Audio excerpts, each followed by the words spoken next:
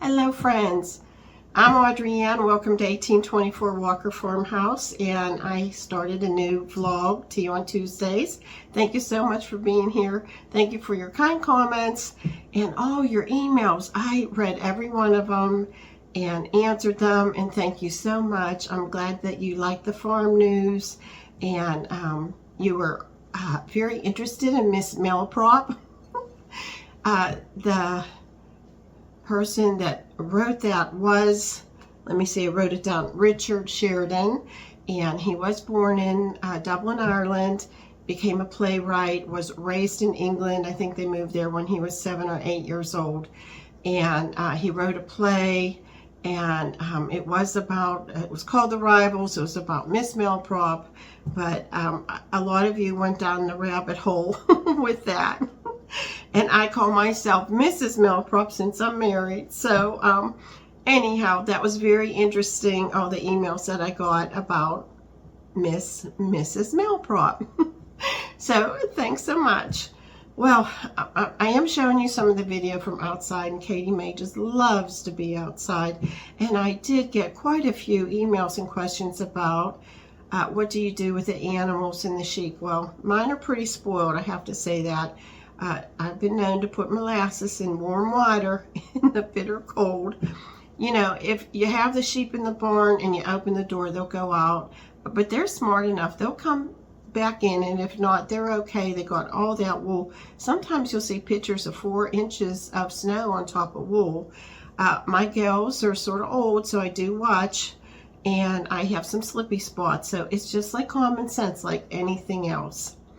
Now, in the 1837 home, going back to that, and I showed you the upstairs, I said I think that was the helps. That is going up a different stair steps, not where the stenciling was. And I would love to go back to that house, and we'll talk to Karen hopefully again, and just interview her the whole way going through. There's so many details in that house.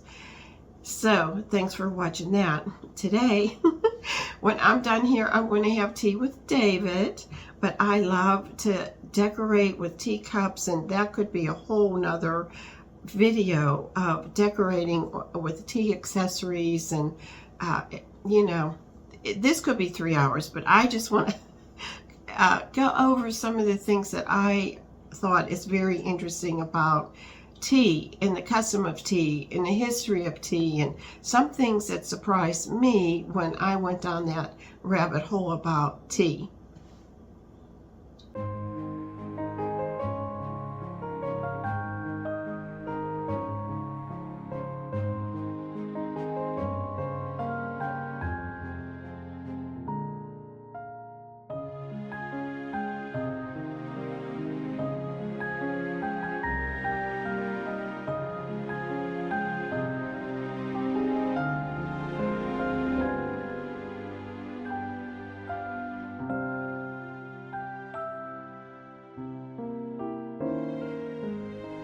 And making more walkways and places for Katie to do the bathroom in the yard. Oh my gosh, look at those little legs. They just got done plowing our road back and forth. That's pretty good.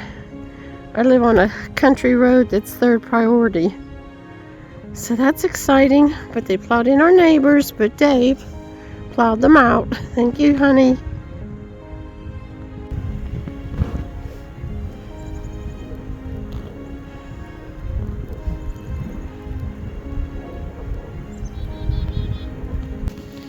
Oh, so glad I got these boots on clearance last year.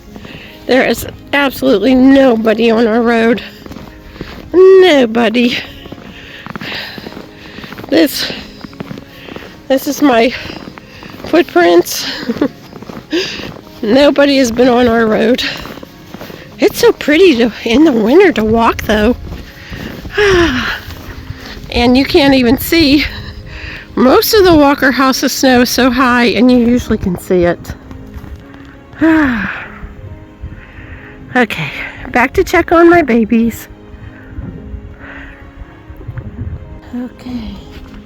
So the farm news on Tea on Tuesday is, of course, the snow. And I think that would be A lot of people on a farm, city, town.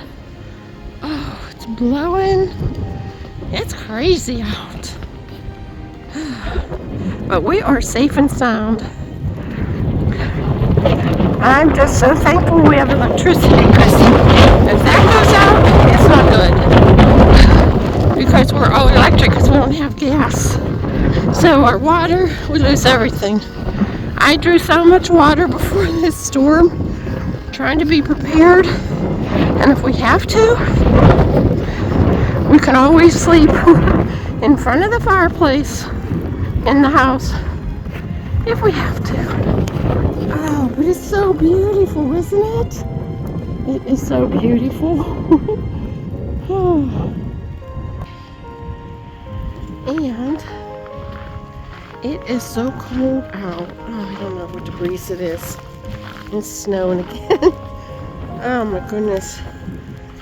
So the driveway is clear, but I have to say, it is a sheet of ice underneath it. So Dave has those cleats. He's going to have to put them on his shoes. Oh. I'm still saying it's so pretty. I made a little smiley face. I'm worse than the kids. And oh, wonderful memories. When I said to Dave, when the kids were home, they would have loved this.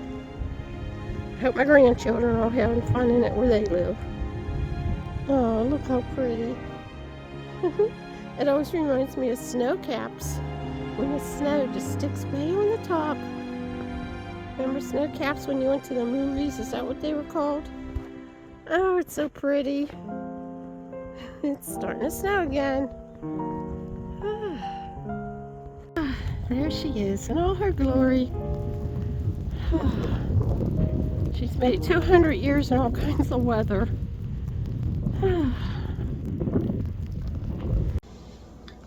Tea was starting to be imported to England in the 1700s, and the English started putting milk in their tea, and so it became their tea. But you know, it really wasn't until a little bit later that it really was starting to become a thing of having tea. Now, you've probably heard this name if you like tea, Thomas Twining. I think he was a brilliant businessman. He had coffee shops, but the ladies weren't invited. They weren't permitted to be patrons in his coffee shop. Well, then he opened up a shop that had coffee and tea, and he did invite the ladies. And he is quoted, and I'm paraphrasing, that they paid their shillings. And when he had the ships imported to England, underneath he had all the saucers and cups and teapots, and then above was the tea in the trunks. And so he was very wise because he could sell it all. Now, what I thought was very interesting that I learned a while ago, what they had, it was called smooch tea. And the help would serve the tea, take it back to the kitchen, dry the leaves, maybe add something in with it, sometimes sheep dung, and dry it. Sometimes they would put toxins in it and didn't even know they were doing it. They would put gunpowder in it to make it look black. They would put dyes in it, even copper, which is very, you could die from that if you ate it. And they would sell it at the back door. Tea was so expensive, but they would sell it. I always thought that was like amazing. And the other thing I thought was really fun is that once the ladies all started having tea and tea parties and tea gatherings, they had tea gowns and they loved them. They didn't have to wear a corset with them. And that was 1870, probably to the 1930s. They had tea gowns when they got together for tea. And it started as like before Queen Victoria, one of her rivals, sort of like in the back rooms in a gossip thing, and then she wanted to outdo her, and then Queen Victoria started having teas. I think teas are really fun. When my girls were little, I used to have teas and invite you know, all the lady relatives, and my sister would come and make this huge big urn of tea, and oh my gosh, and we would have tea cakes and, you know, all kind of nice little tea sandwiches and a tea spread, and oh my gosh, I think I need to do that again. Well, you know, another thing that I think is very interesting is the Americans thought that high tea is like sort of for high society, and low tea was for the lower society, but that is not how it was in England. High tea meant that you had tea at a high table. Like I'm at my kitchen table, I'm having constant comment today, and I'm at a high table, and that was high tea. And more like a coffee table was afternoon tea. And they had tea at different times. And at first, you know, only the wealthy had tea because it was very, very expensive, which leads us to American tea, which leads us to taxes and the American Revolution. And I think most kids do learn about the Boston Tea Party in schools. So I just think that's interesting all about tea. And I think that it's good, though. It's like a good break in the day. And really, that's how it started, too, because there was a long period between breakfast and or lunch. If maybe you had both, maybe you didn't. And a lot of times, they didn't eat till 6, 8 o'clock at night, which some people do today, but that was a long time. And they wanted a snack in between with their tea. And so they started serving finger foods. I just love it. I think it's just so interesting. I'm curious, do you have tea? Do you like the ritual tea? Have you been to a tea party? Do you have tea hats? What do you think about the tea gowns? And do you have any teacups, tea saucers, teapots that you like? I have some that whistle, some that don't. I love to serve tea in different ways, in baskets, and I have friends that come and I have a basket of, you know, different teas in it, and loose tea, baked tea. Everybody sort of has their preference. Over 50% of Americans do drink tea, and on a regular basis, 85% at least drink it once a year. So, you know, it is a big business here in America also.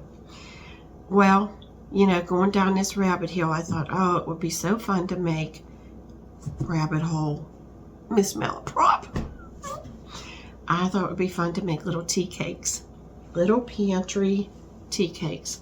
Now, these are fake, of course. Now, I did make real ones for when Dave and I have tea. We're going to have little, I'm having cherry scones today. And so many of you always ask how I make these little. So I'm going to do just a little video. I videoed it when I was making them so that you could see. I get that question all the time. But look how cute these come out. Isn't that cute? Here's a little one. So in my next video, I'm going to have tea on Tuesdays, but in my next video, I'm going to show you how to make these. I've been making these. I looked at my notes were from 2006. Isn't she cute? They're so easy. I have the recipe down to a science, and they'd just be so fun to have with friends, and you know, to give as gifts. And I don't know, I just really, one day it's snowing a lot, so one day instead of sewing, because I do have some sewing projects I'm working on, I thought I'm going to make those again, and I'm so happy how they came out. So that's going to be my next video. But I'd love to know, are you having tea?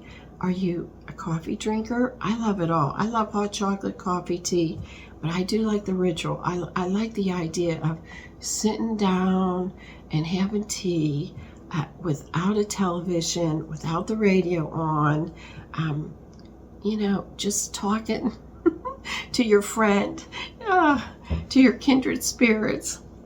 So thanks so much for being here today, friends.